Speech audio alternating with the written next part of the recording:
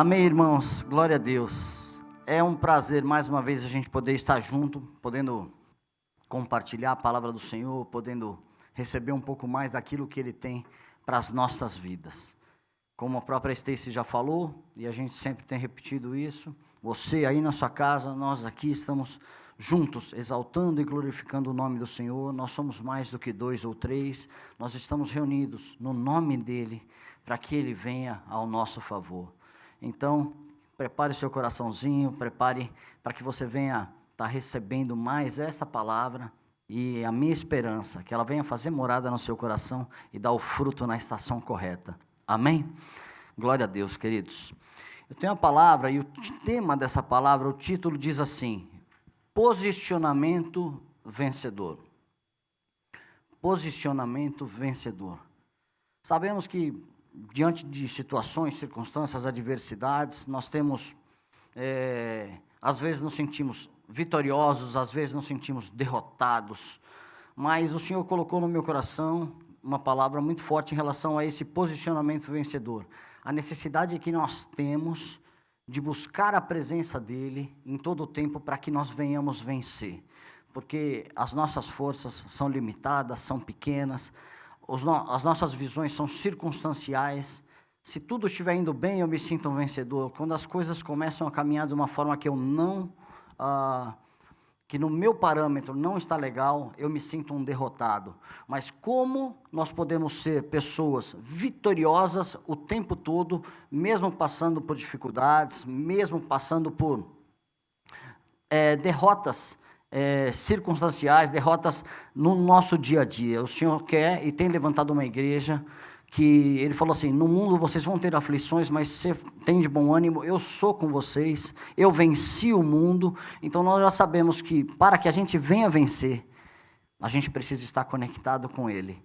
Então nele nós já somos mais do que vencedores, porque Ele já comprou os nossos pecados, Ele já pagou as nossas dívidas, e Ele já nos colocou num outro patamar. Mas nós estamos entre o já e o ainda não. Já somos mais que vencedores, mas ainda não temos colhido todos esses frutos. Mas Ele quer nos ensinar um posicionamento, para que nós venhamos estar sempre vencendo, a menos que seja espiritualmente, e depois vamos pegar o fruto físico dessa nossa batalha, dessa nossa vitória.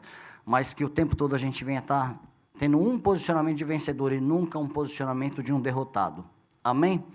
Eu tenho como versículo base um texto que está em Hebreus 2, verso 3, que diz assim: como escaparemos nós se negligenciarmos tão grande salvação?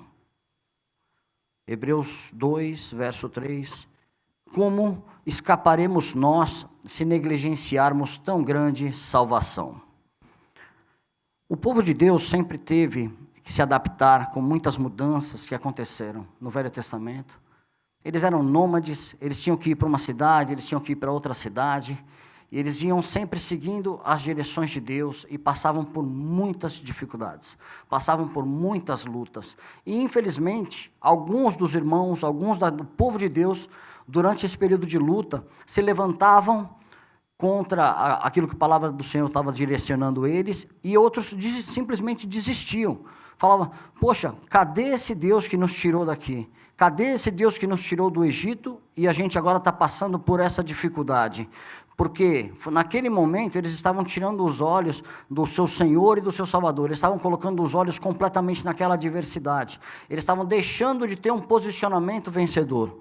E nesse versículo diz assim: como escaparemos nós se negligenciarmos tão grande salvação? O Senhor já os havia separado, o Senhor já os havia livrado do Egito, eles já estavam livres, mas eles começaram a negligenciar essa salvação. Eles começaram a colocar os olhos na adversidade, ao invés de colocar os olhos no Senhor. No Novo Testamento, a gente também vê que o povo de Deus, chamado, separado e escolhido pelo Senhor, eles também sofriam dificuldades, eles passavam por perseguição, mas o Senhor falava assim: não tirem os olhos de mim.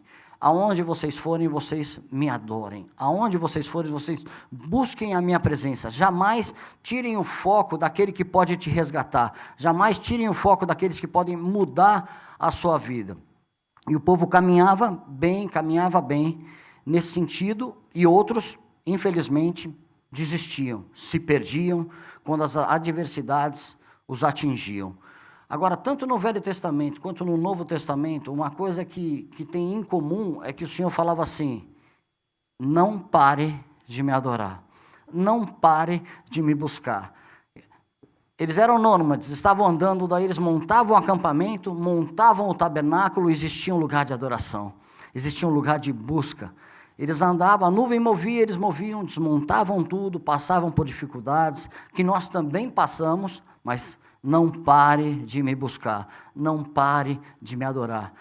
Na igreja primitiva, na igreja de Jesus, eles se reuniam por causa das perseguições de casa em casa, eles compartilhavam tudo o que eles tinham, mas não paravam de adorar o nome do Senhor. Ou seja, a chave já está aqui.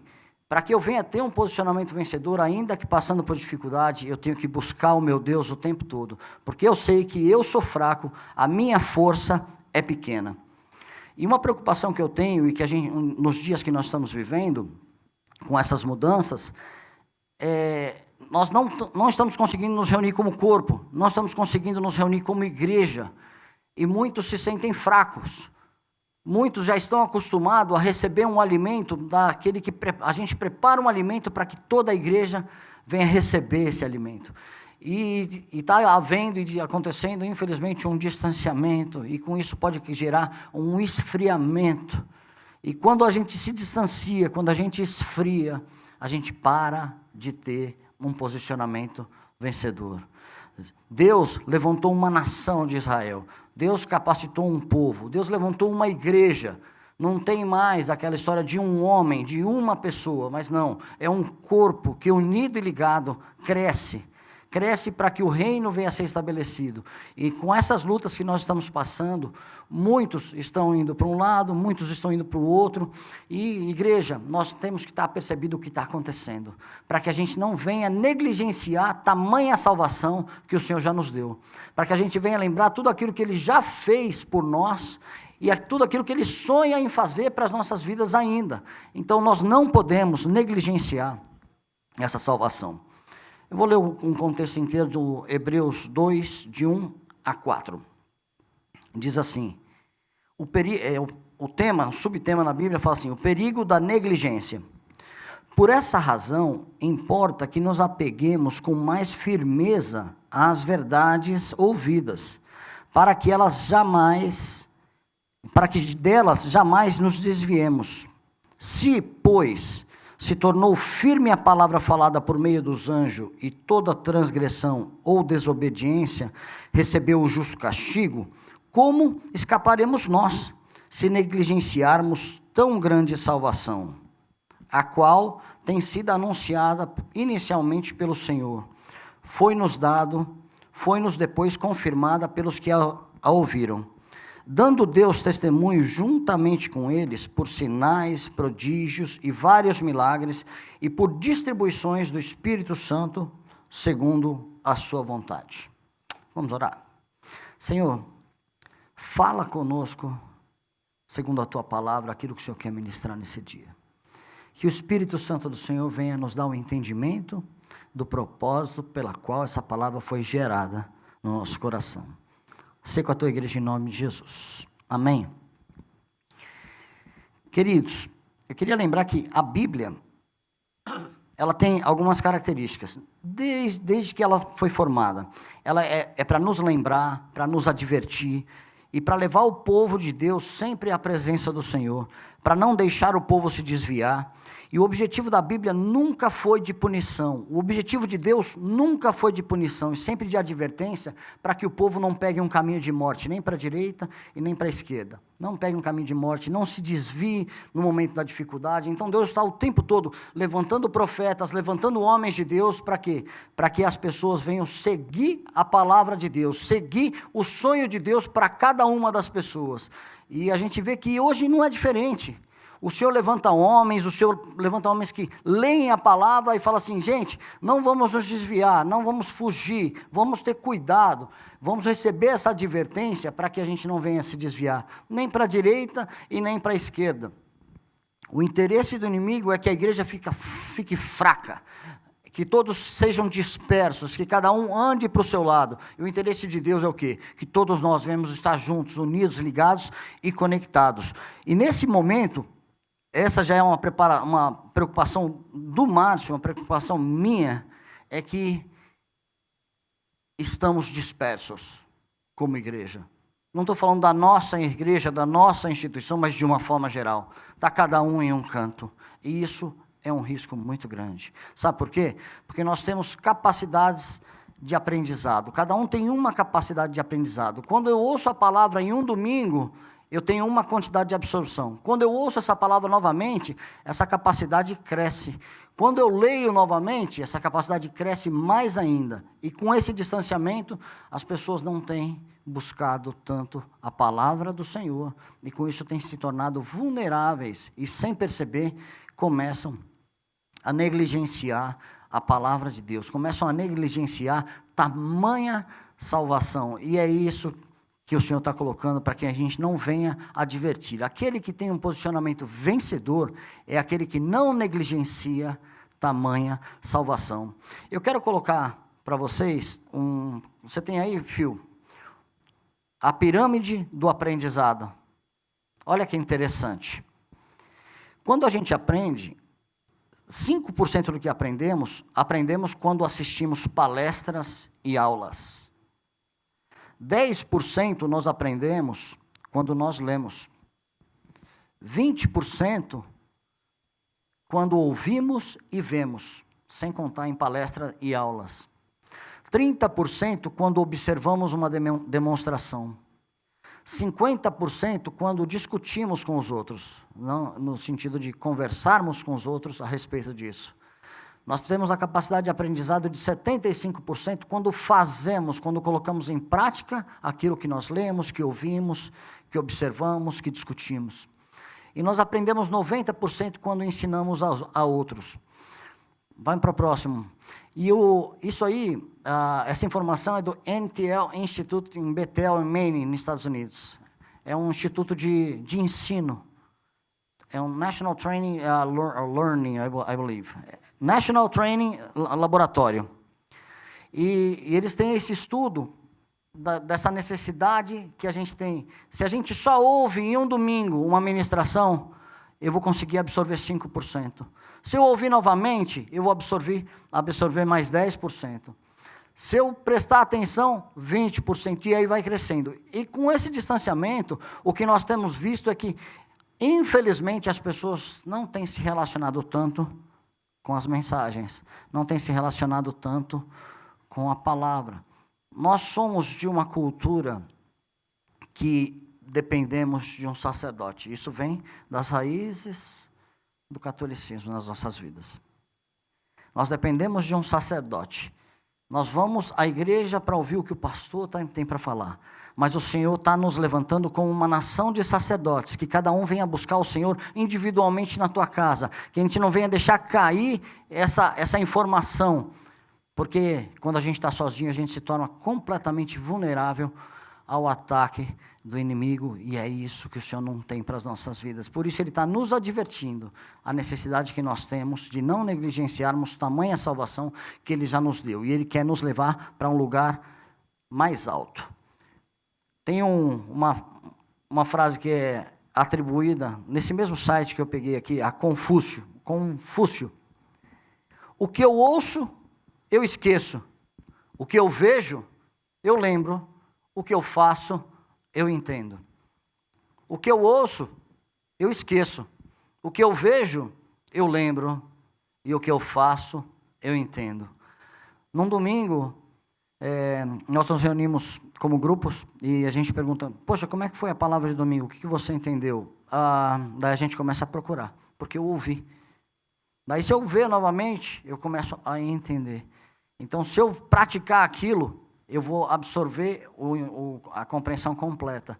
Então, eu me preocupo, igreja, que a gente venha estar se relacionando, que a gente venha estar se relacionando, acima de tudo, com a palavra de Deus, que essa nova raça eleita, esse sacerdócio real, venha entender que nós não dependemos mais de um pastor, nós não dependemos mais de um padre, nós não dependemos mais de um sacerdote, mas O Senhor levanta pastores, o Senhor levanta líderes para quê? Para conduzir a sua igreja, para advertir a sua igreja e para lembrar a igreja a necessidade do relacionamento com a palavra. E é sobre isso que a gente está falando. O posicionamento vencedor vai ser daquele que no momento da dificuldade vai buscar na palavra, na oração, e se tiver muito fraco, vai buscar no irmão, vai ligar para o pastor, vai ligar para quem for, mas que não fiquem parados, porque o Senhor quer que todos nós venhamos nos levantar como vencedores, porque em Cristo nós já somos mais do que vencedores, amém? E eu tenho 4 aspectos que eu quero aplicar em cima desses versículos que nós lemos, para não negligenciarmos a grande salvação que nós recebemos. E o primeiro aspecto está em se apegar a palavra da verdade. Em Tiago 1, 21 e 22 diz assim: portanto, removam toda a impureza e maldade e aceite humildemente a palavra que lhes foi implantada no coração, pois ela tem poder para salvá-los. Vou ler novamente esse versículo. Portanto, removam toda a impureza e maldade e aceitem humildemente a palavra que lhes foi implantada no coração, pois ela tem poder para salvá-los. 22. Não se limitem, porém, a ouvir a palavra. Ponham-na em prática. Do contrário, vocês enganarão a si mesmos. Do contrário, vocês enganarão a si mesmos. E em Hebreus 2, verso 1 diz assim: por essa razão, importa que nos apeguemos com mais firmeza às verdades ouvidas, para que delas jamais nos desviemos. Quantas vezes, irmãos, quantas vezes eu me esqueço daquilo que Deus já fez na minha vida? Quantas vezes nós esquecemos de todos os benefícios? Quando eu estava em desespero e clamando ao Senhor, era uma coisa, assim que o Senhor me resgatou, eu acostumei, eu entrei naquela zona de conforto e passei a negligenciar a salvação que o Senhor nos deu, que o Senhor me deu. Então, que nós como igreja jamais venhamos esquecer das grandezas que Ele já operou nas nossas vidas, e que a gente se apegue com firmeza à palavra na verdade, porque existe diferença em ouvir e praticar, em conhecer e viver. Vejo e muitas vezes fui exortado em algumas áreas e respondi de acordo com a palavra, daquilo que eu sabia, mas que eu não estava vivendo. Então, se apegar com firmeza à palavra da verdade, é mais do que conhecer a palavra da verdade, é viver a palavra da verdade, para que no momento que for, a gente esteja apegado à palavra da verdade, sabe? Uma coisa que eu estava lendo esses dias também em Apocalipse, naquela passagem que fala que era melhor ser frio ou quente do que morno, quando Jesus estava exortando a igreja através de João, porque o morno, ele não está nem lá e nem cá. Aquele que é frio, ele já sabe que ele abriu mão daquele processo de santidade e ele está completamente entregue às suas vontades. Ele não se engana, eu sou frio mesmo. Aquele que é quente é aquele que está o tempo todo buscando se santificar, buscando se separar. E aquele que é morno, infelizmente, ele está mentindo para ele mesmo. É uma mentira para si próprio. Se eu sou morno, eu acho que um dia eu estou quente, um dia eu estou frio, um dia eu estou quente, eu estou mentindo para mim mesmo, mas o morno está em cima do muro, o muro não pertence ao Senhor. Então, esse processo de santificação, a gente precisa se separar completamente, a gente precisa se apegar à palavra da verdade. Não importa o que aconteça, vamos nos apegar à palavra da verdade, lembrando tudo aquilo que Ele já fez nas nossas vidas. Um outro ponto, que é o ponto 2, que está que diz assim: lembrar que toda desobediência gera castigo. Em Hebreus 2, verso 2 diz assim: se, pois, se formou firme a palavra falada por meio dos anjos, e toda transgressão ou desobediência recebeu o justo castigo.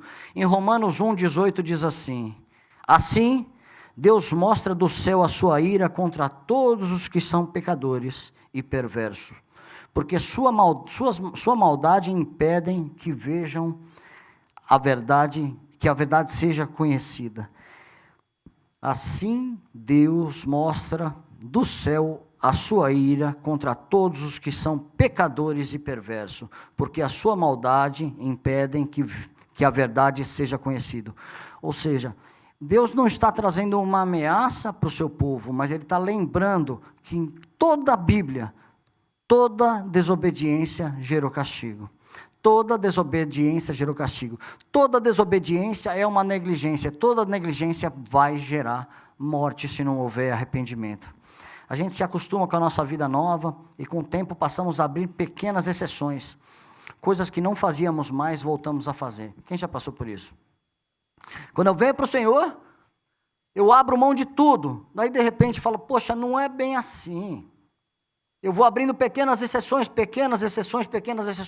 sem perceber, eu já não faço mais diferença, eu estou completamente no formato desse mundo, estou completamente envolvido com essas coisas, e o Senhor quer e espera que a gente lembre que toda desobediência gera castigo. Ele não quer nos castigar, Ele quer nos levantar, mas se eu for desobediente, por amor, Ele vai me ajustar, Ele vai me trazer para perto, e é de Gênesis e Apocalipse a gente vê o fruto do pecado, o fruto da desobediência, desde o que a gente viu lá no Éden com Eva, com Adão. O fruto da desobediência trouxe o quê? A morte, trouxe a geração da morte. E eu estou falando aqui de um posicionamento daquele que é vencedor, daquele que não negligencia tamanha salvação, que é grato ao Senhor por tudo aquilo que Ele já fez e vai continuar se portando da forma que Ele sonhou para que a gente viesse nos portar. Amém? Deuteronômio 28, 15, diz assim: entretanto, se vocês não obedecerem ao Senhor, o seu Deus, e não seguirem cuidadosamente todos os seus mandamentos e decretos, que até hoje lhe dou, todas essas maldições cairão sobre vocês e os atingirão. Queridos, se a gente for ler as bênçãos e as maldições lá em Deuteronômio, vai ser interessante.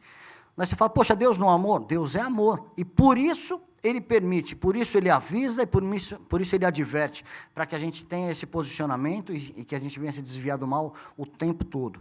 Deus não se deixa escarnecer. Tudo que o Márcio semear, Ele vai colher. Tudo que a gente semear, a gente vai colher. E Ele está nos advertindo mais uma vez, para que o mundo venha olhar para a igreja e falar assim, está aí um povo que serve a Deus, está aí um povo que pode ser oprimido, pode ter dificuldade, mas jamais nega a sua fé, jamais abre concessões para aquilo que não agrada a presença do Senhor, jamais vai usar do benefício da mentira para adquirir alguma coisa, para abreviar algum caminho, mas vai submeter à vontade do Senhor, sendo fiel até a morte, porque não vai negligenciar tamanha salvação, porque Ele sabe que a salvação porque a negligência tem consequência. E nós nos tornamos indesculpáveis, e eles também, porque nós recebemos essa salvação que vem do Senhor. Em Hebreus 2, 3 diz assim: como escaparemos nós, se negligenciarmos tão grande salvação, a qual tem sido anunciada inicialmente pelo Senhor, foi-nos depois confirmada pelos que ouviram. Em Romanos 1, 19 a 22 diz assim: Sabem a verdade a respeito de Deus, pois Ele sabem a verdade a respeito de Deus, pois Ele a tornou evidente, por meio de tudo que Ele fez, desde o princípio do mundo. Podem perceber claramente os seus atributos invisíveis, o seu poder eterno, a sua natureza divina, portanto, não tem desculpa alguma. Sim, eles conheciam algo sobre Deus, mas não o adoravam e nem lhe agradeceram. Em vez disso, começaram a inventar ideias tolas, e com isso a sua mente ficou endurecida, obscurecida e confusa. Verso 22 assim: tornaram-se sábios, tornaram-se tolos. Ou seja, aqueles que se tornaram indesculpáveis porque receberam a salvação do Senhor, uma vez que se desvia do propósito do Senhor, eles se tornam sábios aos seus próprios olhos, ou seja, se tornam tolos. Atos 17, 30 diz assim: ora, não levou Deus em conta os tempos da ignorância. Agora, porém, notifica aos homens que todos, em toda a parte, se arrependam. Ou seja, enquanto nós não sabíamos das verdades a respeito do Senhor, enquanto o povo de Deus não sabia, eles eram desculpáveis. A partir do momento que nós conhecemos a verdade, essa mesma verdade que nos liberta, ela nos faz refém dessa verdade para que a gente venha a obedecer. Nós também nos tornamos indesculpáveis. E uma vez que eu já sei a verdade e ajo diferente, eu estou negligenciando o tamanho da salvação. E o Senhor não tem isso para as nossas vidas, viu, igreja? O Senhor não tem. O Senhor tem uma transformação completa, o Senhor tem um chamado completo, e isso vai acontecer na vida de cada um, em nome de Jesus. Nós não vamos negligenciar tamanha salvação. E o ponto 4, que é o principal, a salvação foi confirmada por sinais, prodígios, milagres e maravilhas do Espírito Santo. Em Hebreus 2:4 diz assim: e dando Deus testemunho juntamente com eles, por sinais, prodígios e vários milagres, e por distribuições do Espírito Santo segundo a sua vontade. Em Romanos 1:16 diz assim: pois não me envergonho das boas novas a respeito de Cristo, que são poder de Deus em ação para salvar a todos os que creem, primeiro os judeus e também os gentios. Se nós não nos esforçarmos para viver a nova vida em Cristo, as pressões do dia a dia e a situação dessa vida e dessa pandemia vão nos levar para baixo como a lei da gravidade. Mais do que isso, nós fomos transformados em espírito vivificante, com o propósito de levarmos vida aonde estivermos. Quero falar um pouco da lei da gravidade que todo mundo conhece. O que eu jogar para cima, onde tem gravidade, vai cair. Se não houver esforço de nossa parte, nós vamos cair e vamos voltar ao projeto original, lá atrás, longe da presença de Deus. E esse esforço é através da busca, esse esforço é através de manter a palavra, esse esforço é através de lembrar que o Senhor nos deu tamanha salvação, e saber que nós somos indesculpáveis e que o Espírito Santo já foi derramado sobre as nossas vidas, que esse Espírito Santo já habita em nós, e que Ele tem nos capacitado para cada dia mais estar na presença de Deus, e que nós temos uma esperança viva. Quero lembrar com vocês aquilo que Cristo já nos deu. E isso é suficiente para termos um posicionamento vencedor.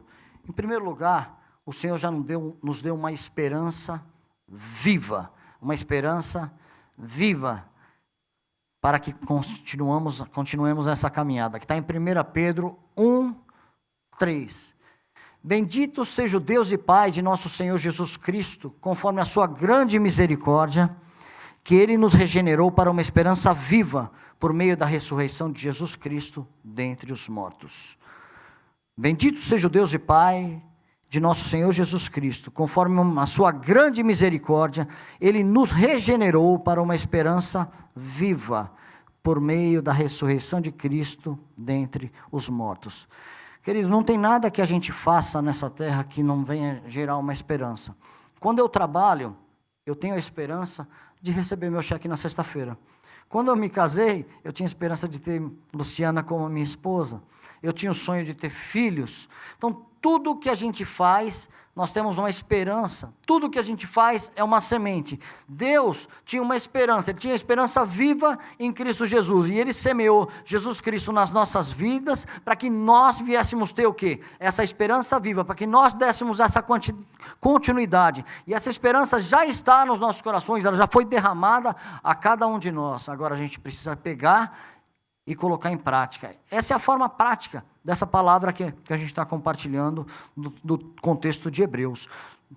Nós temos, em primeiro lugar, essa esperança viva. Deus já semeou isso em nossas vidas.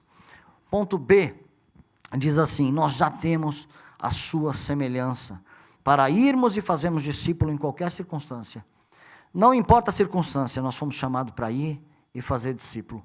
Em 2 Coríntios 3:18 diz assim: e todos nós, com o rosto desvendado, contemplando como por espelho a glória do Senhor, somos transformados de glória em glória, na sua própria imagem, como pelo Senhor, o Espírito.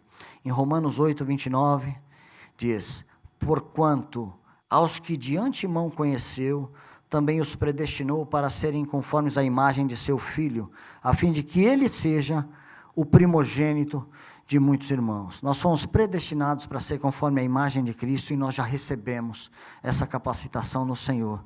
para que a gente fique firme, para que a gente não se desvie, e para que essa esperança viva fique o tempo todo nos nossos corações. E aquele que tem sede pode vir beber nessa fonte, porque dessa fonte vão brotar águas vivas. Ponto C, nós já recebemos a capacidade do Espírito Santo. Lucas 4, 18 e 19. O Espírito do Senhor está sobre mim, pelo que me ungiu para evangelizar os pobres, enviou-me para proclamar liberdade aos cativos e a restauração da vista aos cegos, para pôr em liberdade aos oprimidos e apregoar o ano aceitável do Senhor. Gente, isso aqui é Jesus Cristo, falando lá em Lucas, um trecho de Isaías 61, e ele está falando assim, não importa tudo o que está acontecendo, porque o Espírito do Soberano está sobre mim, e ele me ungiu com o objetivo de apregoar as boas novas, de libertar os cativos, de proclamar o ano aceitável do Senhor, de ser um instrumento de Deus, e dessa mesma forma, isso vive nas nossas vidas, isso vive no nosso coração, isso vive no coração da igreja. Esse Espírito do Soberano do Senhor já está sobre nós, e se nós usarmos tudo aquilo que ele já derramou, nós vamos ser aqueles que têm um posicionamento vencedor, aqueles que se desviam do mal, aqueles que andam em santidade, e aqueles que, não importa o que aconteça, vai estar falando do amor de Cristo, vai estar pregando a palavra de Deus, e vai estar lembrando do chamado que tem individual para cada um de nós, em nome de Jesus. Quero compartilhar com vocês rapidinho, pessoas que se posicionaram como vencedores, mesmo em tempos de dificuldade. Daniel, Sadraque, Mesaque, Abednego, nós sabemos que eles não se corromperam, sabemos que como cativo eles se mantiveram firmes, eles se mantiveram no propósito, que em todo tempo eles buscavam a Deus. O que tinha em comum nesses homens é que em todo tempo eles buscavam a Deus, em momento nenhum eles paravam de ir à presença do Senhor, em momento nenhum eles tomaram o formato das nações que eles estavam vivendo, mas o tempo todo eles estavam o quê? Buscando ao Senhor, se separando e colocando a vida deles em risco. Nós vimos Josué e Calebe, que também, com todas as visões humanas complicadas, eles falaram, não, eu vou nessa palavra. Lá pode ter gigante, mas mana, leite e mel, os nossos olhos são bons. Depois desse período, eles estavam caminhando em direção a Canaã, eles falaram, a nossa força é como há 40 anos atrás. Por quê? Porque eles tinham essa visão firmada no coração. Eles estão aqui descritos na Bíblia como pessoas que venceram, porque o tempo todo eles buscaram a Deus, porque em nenhum momento eles pensaram em retroceder. Nenhum momento eles pensaram em falar assim, poxa, Deus nos tirou dali para nos matar aqui. Não, não, Deus nos tirou e vai nos levar a esse propósito. E esse posicionamento vencedor é o que nós precisamos ter. Dessa forma que eu preciso agir, porque se eu não agir dessa forma, eu vou sucumbir, eu vou morrer, eu vou murchar, e o que vai acontecer? Eu vou estar negligenciando tamanha salvação que já está sobre a minha vida, sobre as nossas vidas. Nós vemos José, quantos anos José passou lutando, tendo dificuldade, até ser preparado para aquilo que Deus tinha para a vida dele. Meu irmão, será que a luta que você está passando hoje não é parte desse processo do Senhor de preparação do seu caráter, para que você venha a ser um grande libertador, para que você venha a ser aquela pessoa, aquele grande instrumento nas mãos de Deus? Mas tem arestas, tem áreas na minha vida que precisam ser tratadas, e eu estou sendo tratado, Deus trata o filho que ama com o objetivo de levantar, Deus não castiga o filho com o objetivo de matar, e Deus fez isso, Deus permitiu isso na vida desses jovens, Deus permitiu isso na vida do José, e ele se levantou como um grande libertador. Moisés, um grande libertador, passou por uma série de circunstâncias, mas teve um posicionamento vencedor. Agora, quando eles se sentiam fracos, o que fazia? Clamavam a Deus, Deus, não estou aguentando, está difícil. Moisés. E esse povo, Deus, eles clamavam a Deus, e Deus pegava e vinha e os fortalecia, colocava um colírio em relação ao propósito, em relação à visão. E nós, igreja, nós temos esse posicionamento vencedor. Nós vamos andar como aqueles que não retrocedem. Nós vamos andar como aqueles que já foram revestidos, e nós não vamos negligenciar essa salvação que veio de Cristo, que veio de graça, que veio pelo sacrifício dele, e ele nos comprou. Não importa, vamos nos apegar à palavra da verdade, porque hoje nós somos esses sacerdotes, hoje nós somos esses libertadores, hoje nós somos essas pessoas que vão ser instrumento na mão de Deus para trazer outros. Agora, se nesse momento a nossa força for pequena, a gente é capaz de desanimar outros. Sabe quando você... Hoje, na mídia, você vê um ideal de um grande líder na mídia ou no esporte, e de repente esse líder sucumbe, esse líder olha para trás, ele muda, passa a agir diferente, você fala, poxa, eu cria na fé desse cara, agora ele está sucumbindo, eu acho que realmente isso não é verdade. Então, como igreja, existe uma esperança voltada para a gente, existe uma esperança voltada para cada um de nós, e se nós não tivermos esse posicionamento de vencedor, nós podemos levar muitas pessoas para longe da presença do Senhor. É muito sério, tudo isso é muito sério. Os discípulos do Senhor, o apóstolo Paulo, todos esses homens colocaram os seus olhos em Deus em momentos de lutas. Quantas vezes esses homens foram açoitados? Mas essa clareza de propósito, que é o que eu quero ter, essa clareza de propósito, eu quero que a igreja tenha, que nós todos venhamos ter e venhamos andar, sem importar o que está acontecendo. Eu tenho uma clareza de propósito, assim como meu nome é Márcio, e jamais vai mudar. Então, assim como meu nome é Novo Márcio, meu nome está atrelado ao nome do Senhor, então as minhas atitudes têm que estar alinhadas com a vontade dEle, o querer dEle, então eu também não posso mudar.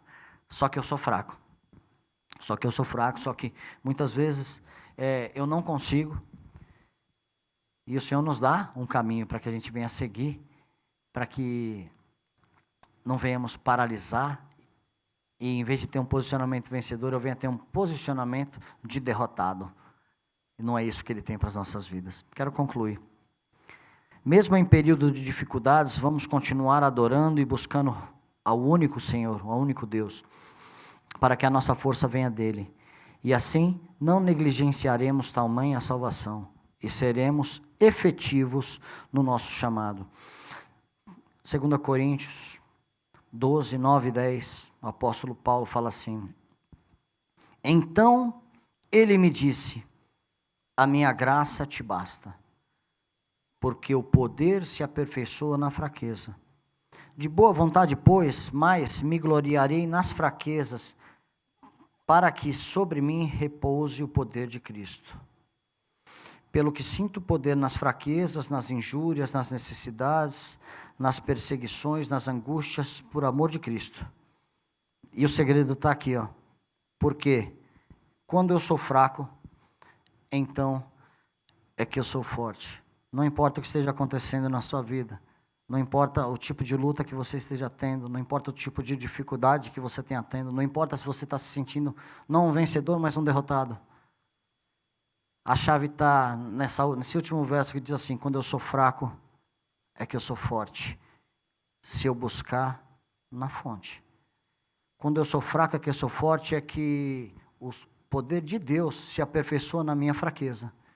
Quando eu sou fraco, é que eu sou forte, é porque eu abro mão de toda a minha força terrena e busco a força que vem do Senhor, a força que traz a transformação, a força que me levanta e que me dá bons olhos.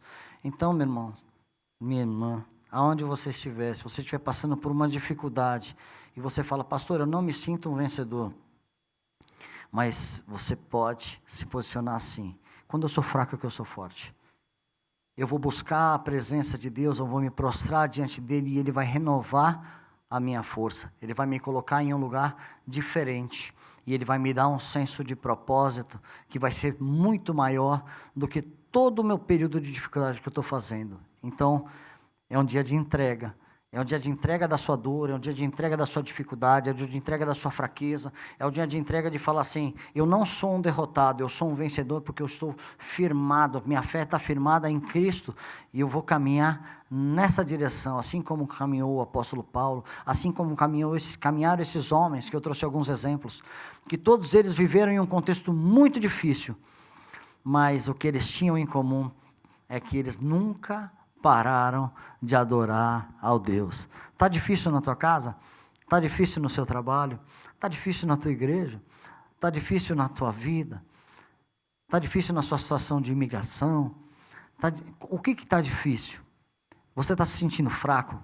É hora de trocar esse fardo, esse jugo com o Senhor. Porque quando nós somos fracos, é que recebemos força daquele que é o capaz, o único, e que já nos levantou e que já nos comprou por um alto preço.